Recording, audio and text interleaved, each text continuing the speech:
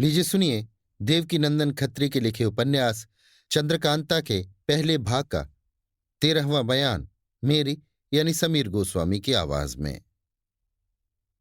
चपला बालादवी के लिए मर्दाने भेष में शहर के बाहर निकली। आधी रात बीत गई थी। साफ छिटकी हुई चांदनी देख एकाएक जी में आया कि नौगढ़ चलूं और तेज सिंह से मुलाकात करूं। इसी ख्याल से कदम बढ़ाए नौगढ़ की तरफ चली। उधर तेज सिंह अपनी असली सूरत में अय्यारी के सामान से सजे हुए विजयगढ़ की तरफ चले आ रहे थे। इत्तेफाक से दोनों की रास्ते ही में मुलाकात हो गई। चपला ने पहचान लिया और नजदीक जाकर अपनी असली बोली में पूछा, कहिए आप कहाँ जा रहे हैं? तेज सिंह ने बोली से चपला को पहचाना और कहा, वाह वाह, क्या मौके पर मिल गई। नहीं तो मुझे बड़ा तरद्दुद तुमसे मिलने के लिए करना पड़ता, क्योंकि बहुत सी जरूरी बातें कहनी थी। आओ इस जगह बैठें। एक साफ पत्थर की चट्टान पर दोनों बैठ गए। चपला ने कहा, कहो वो कौन सी बातें हैं? तेज सिंह ने कहा, सुनो, ये तो तुम जानती ही हो कि क्रूर चुनार गया है। अब वहां का हाल सुनो। 4 अय्यार और एक पंडित जगन्नाथ ज्योतिषी को महाराज शिवदत्त ने मदद के लिए उसके संग कर दिया है और वे लोग यहां पहुंच गए हैं। उनकी मंडली अब भारी हो गई और इधर हम तुम दो ही हैं। इसलिए अब हम दोनों को बड़ी होशियारी करनी पड़ेगी। वे अय्यार लोग महाराज जयसिंह को भी पकड़ ले जाएं तो ताज्जुब नहीं, और चंद्रकांता के वास्ते तो आई ही है। इन्हीं सब बातों से तुम्हें होशियार करने में चला था। चपला ने पूछा, फिर क्या करना चाहिए? तेज सिंह ने कहा, एक काम करो, मैं हरदयाल सिंह नए दीवान को पकड़ता हूं और उसकी सूरत बनाकर दीवान का काम करूंगा। ऐसा करने से फौज और सब नौकर प्यादे मेरे हुक्म में रहेंगे और मैं बहुत कुछ कर सकूंगा। तुम भी महल में होशियारी के साथ रहा करना और जहां तक हो सके एक दफे रोज मुझसे मिला करना। मैं दीवान तो बना रहूंगा ही, मिलना कुछ मुश्किल न होगा। बराबर असली सूरत में मेरे घर अर्थात हरदयाल सिंह के यहां मिला करना।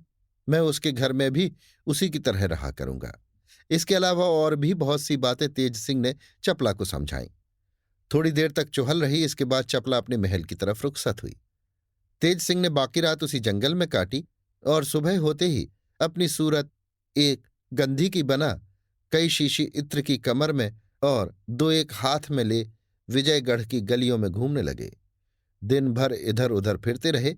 शाम के वक्त मौका देख हरदयाल सिंह के मकान पर पहुंचे। देखा कि दीवान साहब लेटे हुए हैं और 2-4 दोस्त सामने बैठे गप्पे उड़ा रहे हैं। बाहर भीतर खूब सन्नाटा है। तेज सिंह इत्र की शीशियां लिए सामने पहुंचे और सलाम कर बैठ गए। तब कहा, लखनऊ का रहने वाला गंधी हूं। आपका नाम सुनकर आप ही के लायक अच्छे अच्छे इत्र लाया हूं।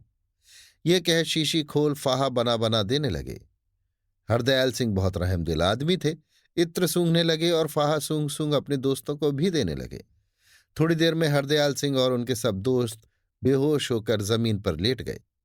तेज सिंह ने सबों को उसी तरह छोड़ हरदयाल सिंह की गठरी बांध पीठ पर लादी और मुंह पर कपड़ा ओढ़ नौगढ़ का रास्ता लिया। राह में अगर कोई मिला भी तो धोबी समझ कर न बोला। शहर के बाहर निकल गए और बहुत तेजी के साथ चलकर उस खोह में पहुंचे जहां अहमद को कैद किया था।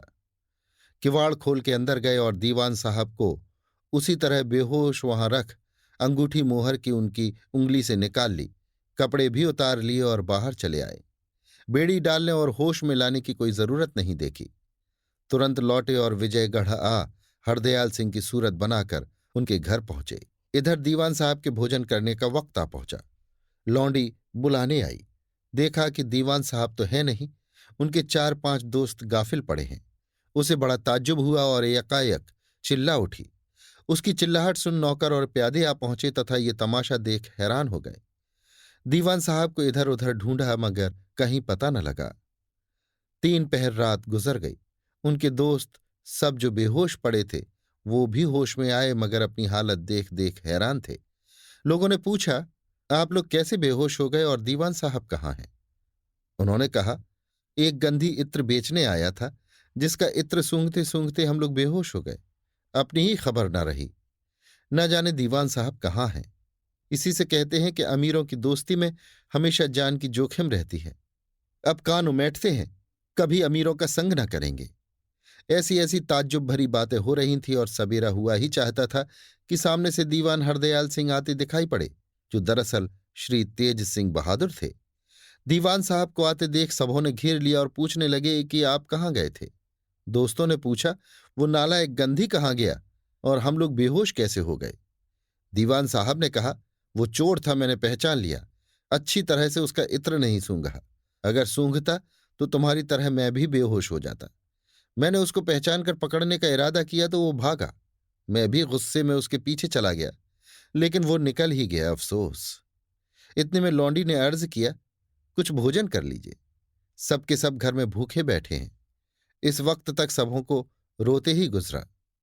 दीवान साहब ने कहा, अब तो सवेरा हो गया, भोजन क्या करूं, मैं थक भी गया हूं, सोने को जी चाहता है। ये कहकर पलंग पर जा लेटे। उनके दोस्त भी अपने घर चले गए। सवेरे मामूली वक्त पर दरबारी पोशाक पहन गुप्त रीति से अय्यारी का बटुआ कमर में बांध दरबार की तरफ चले। दीवान साहब को देख रास्ते में बराबर 2 पट्टी लोगों के हाथ उठने लगे। वो भी जरा जरा सिर हिला सभी के सलामों का जवाब देते हुए कचहरी में पहुंचे। महाराज अभी नहीं आए थे। तेज सिंह हरदयाल सिंह की खसलत से वाकिफ थे। उन्हीं के मामूल के मुताबिक ये भी दरबार में दीवान की जगह बैठ काम करने लगे। थोड़ी देर में महाराज भी आए। दरबार में मौका पाकर हरदयाल सिंह धीरे धीरे अर्ज करने लगे, महाराज अधिराज, ताबेदार को पक्की खबर मिली है कि चुनार के राजा शिवदत्त सिंह ने क्रूर सिंह की मदद की है और 5 अय्यार साथ करके सरकार से बेअदबी करने के लिए इधर रवाना किया है। बल्कि ये भी कहा है कि पीछे हम भी लश्कर लेकर आवेंगे। इस वक्त बड़े तरद्दुद का सामना है, क्योंकि सरकार में आजकल कोई अय्यार नहीं। नाजिम और अहमद थे, सो भी क्रूर के साथ हैं, बल्कि सरकार के यहाँ वाले मुसलमान भी उसी की तरफ मिले हुए हैं। आजकल वे अय्यार लोग जरूर सूरत बदलकर शहर में घूमते और बदमाशी की फिक्र करते होंगे। महाराज जयसिंह ने कहा, ठीक है, मुसलमानों का रंग हम भी बेढब देखते हैं। फिर तुमने क्या बंदोबस्त किया? धीरे धीरे महाराज और दीवान में बातें हो रही थीं कि इतने में दीवान साहब की निगाह एक चौबदार पर पड़ी, जो दरबार में खड़ा छिपी निगाहों से चारों तरफ देख रहा था। वे गौर से उसकी तरफ देखने लगे। दीवान साहब को गौर से देखते हुए पा वो चौबदार चौकन्ना हो गया और कुछ संभल गया। बात छोड़ कड़क के दीवान साहब ने कहा, पकड़ो उस चौबदार को। हुक्म पाते ही लोग उसकी तरफ बढ़े, लेकिन वो सिर पर पैर रखकर ऐसा भागा कि किसी के हाथ न लगा। तेज सिंह चाहते तो सैयार को जो चौबदार बन के आया था पकड़ लेते, मगर इनको तो सब काम बल्कि उठना बैठना भी उसी तरह से करना था जैसा हरदयाल सिंह करते थे। इसलिए वो अपनी जगह से न उठे। वो अय्यार भाग गया जो चौबदार बना हुआ था। जो लोग पकड़ने गए थे वापस आए। दीवान साहब ने कहा, महाराज देखिए, मैंने जो अर्ज किया था और जिस बात का मुझको डर था वो ठीक निकली। महाराज को यह तमाशा देखकर खौफ हुआ। जल्दी दरबार बर्खास्त कर दीवान को साथ ले तखलिये में चले गए। जब बैठे तो हरदयाल सिंह से पूछा, क्यों जी, अब क्या करना चाहिए? उस दुष्ट क्रूर ने तो एक बड़े भाई को हमारा दुश्मन बनाकर उभारा है। महाराज, शिवदत्त की बराबरी हम किसी तरह भी नहीं कर सकते। दीवान साहब ने कहा, महाराज मैं फिर अर्ज करता हूं कि हमारी सरकार में इस समय कोई अय्यार नहीं। नाजिम और अहमद थे, सो क्रूर ही की तरफ जा मिले हैं। अय्यारों का जवाब बिना अय्यार के कोई नहीं दे सकता। वे लोग बड़े चालाक और फसादी होते हैं। 1500 की जान ले लेना उन लोगों के आगे कोई बात नहीं है। इसलिए जरूर कोई ईमानदार अय्यार मुकर्रर करना चाहिए, पर यह भी एकाएक नहीं हो सकता। सुना है कि राजा सुरेंद्र सिंह के दीवान का लड़का तेज सिंह बड़ा भारी अय्यार निकला है। मैं उम्मीद करता हूं कि अगर महाराज चाहेंगे और तेज सिंह को मदद के लिए मांगेंगे तो राजा सुरेंद्र सिंह को देने में उज्र न होगा, क्योंकि वे महाराज को दिल से चाहते हैं। क्या हुआ अगर महाराज ने बीरेंद्र सिंह का आना जाना बंद कर दिया? अब भी राजा सुरेंद्र सिंह का दिल महाराज की तरफ से वैसा ही है जैसा पहले था।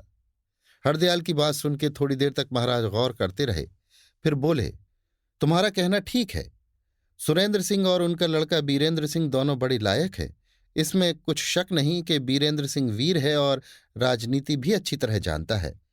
1000 सेना लेकर 10,000 से लड़ने वाला है और तेज सिंह की चालाकी में भी कोई फर्क नहीं, जैसा तुम कहते हो वैसा ही है। मगर मुझसे उन लोगों के साथ बड़ी ही बेमुरव्वती हो गई है, जिसके लिए मैं बहुत शर्मिंदा हूं। मुझको उनसे मदद मांगते शर्म मालूम होती है। इसके अलावा क्या जाने उनको मेरी तरफ से रंज हो गया हो। हाँ, तुम जाओ और उनसे मिलो। अगर मेरी तरफ से कुछ मलाल उनके दिल में हो तो उसको मिटा दो और तेज सिंह को लाओ तो काम चले। हरदयाल सिंह ने कहा, बहुत अच्छा महाराज, मैं खुद ही जाऊंगा और इस काम को करूंगा। महाराज अपनी मुहर करके एक मुख्तसर चिट्ठी महाराज सुरेंद्र सिंह के नाम लिख दें, फिर मैं बना लूंगा और किसी को साथ न ले जाकर अकेले ही जाऊंगा। महाराज ने हरदयाल सिंह की बात पसंद की और एक चिट्ठी अपने हाथ से लिख और अंगूठी की मुहर कर उनके हवाले कर दी। हरदयाल सिंह महाराज से विदा हो अपने घर आए, मगर अंदर जनाने में न जाकर बाहर ही रहे। खाने को भी वहां ही मंगवाया। खा पी कर बैठे और सोचने लगे कि चपला से मिलके सब हाल कह लें तो जाएं। थोड़ी दिन बाकी था जब चपला आई। एकांत में ले जाकर हरदयाल सिंह ने सब हाल कहा और वो चिट्ठी भी दिखाई जो महाराज ने लिख दी थी। चपला बहुत खुश हुई और बोली, हरदयाल सिंह तुम्हारे मेल में आ जाएगा, वो बहुत ही लायक है। अब तुम जाओ, इस काम को जल्दी करो। चपला तेज सिंह की चालाकी की तारीफ करने लगी। अब बीरेंद्र सिंह से मुलाकात होगी, ये उम्मीद दिल में हुई। नकली हरदयाल सिंह नौगढ़ की तरफ रवाना हुए। रास्ते में अपनी सूरत असली बना ली। अभी आप सुन रहे थे देवकीनंदन खत्री के लिखे उपन्यास चंद्रकांता के पहले भाग के 13वें बयान को, मेरी यानी समीर गोस्वामी की आवाज में।